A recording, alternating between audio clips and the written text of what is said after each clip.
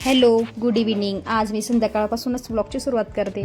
चला तर मग माझं संध्याकाळचं काय रुटीन असतं ते मी आज तुमच्यासोबत अगदी सिंपल पद्धतीने शेअर करते.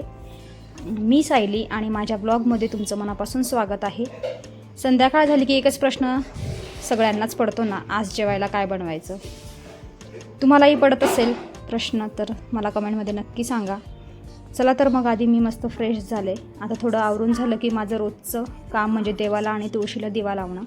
संध्याकाळी दिवा लावला की घरात एक वेगळीच प्रसन्नता, पॉझिटिव्ह एनर्जी येते. आणि आता प्रश्न होता तो म्हणजे जेवायला काय बनवायचं.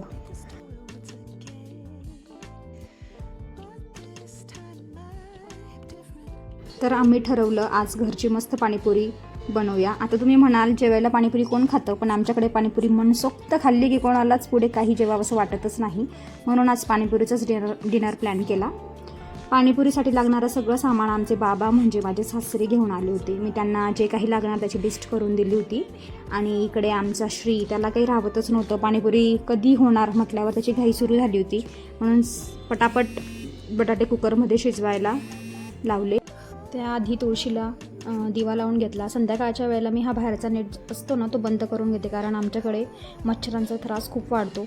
आता पाणीपुरीचं पाणी मी घरीच बनवलं आणि बाकी पाणीपुरीचा मसाला असतो ना तो वापरला होता. श्रीला आणि घरात सगळ्यांनाच पाणीपुरी खूप आवडते, म्हणून आमच्याकडे महिन्यातून साधारण 2 वेळा तरी पाणीपुरी होतेच.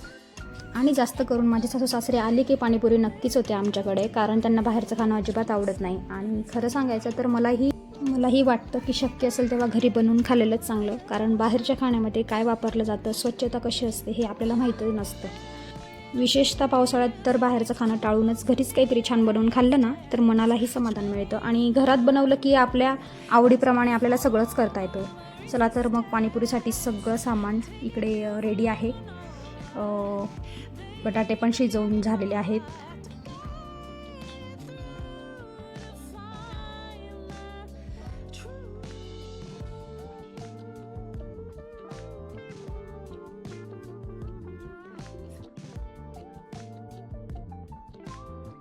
इकडे आता मी पाणीपुरीच्या मसाल्याची तयारी करते.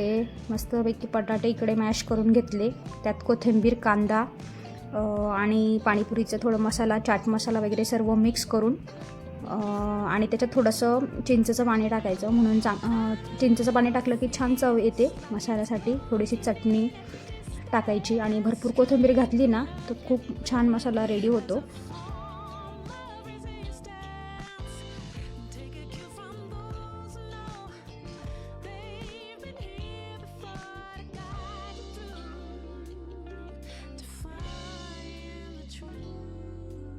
चला तर मग पाणीपुरीसाठी आता सगळं सामान इकडे रेडी आहे. पुरी पण तयार, बटाट्याचा लागणारा मसाला पण तयार आहे, पाणी पण इकडे तयार आहे आणि सगळे खाण्यासाठी पण खूप रेडी आहेत. ही शेव आणि बुंदी आता तिखट जे पाणी आहेत ना आपलं त्याच्यात टाकायची आहे. खूप सुंदर टेस्ट येते. चला तर मग इकडे सगळ्यांचे रिॲक्शन बघू पाणीपुरी खाल्ल्यावरती कशी आहे ते, आणि टेस्ट पण कशी आहे हे तुम्हाला त्यांच्या रिॲक्शनवरून कळेलच. आणि तुम्ही पण मला कमेंटमध्ये नक्की सांगा की तुमच्या घरी महिन्यातून किती वेळा पाणीपुरी बनते, की तुम्ही बाहेर पाणीपुरी तुम्हाला जास्त आवडते की घरातली पाणीपुरी जास्त आवडते. अशाच मी माझ्या घरातल्या रोज छोट्या छोट्या गोष्टी तुमच्यासोबत रोज शेअर करण्याचा प्रयत्न करत आहे. सो तुम्ही पण ब्लॉग पूर्ण कंटिन्यू बघा आणि काही चुकत असेल तर ते पण कॉमेंटमध्ये नक्की सांगा. चला तर मग भेटूया पुढच्या ब्लॉगमध्ये. तोपर्यंत सर्वांनी काळजी घ्या, मजेत राहा, आनंदी राहा आणि चॅनलला सबस्क्राईब केलं नसेल तर प्लीज सबस्क्राईब करा.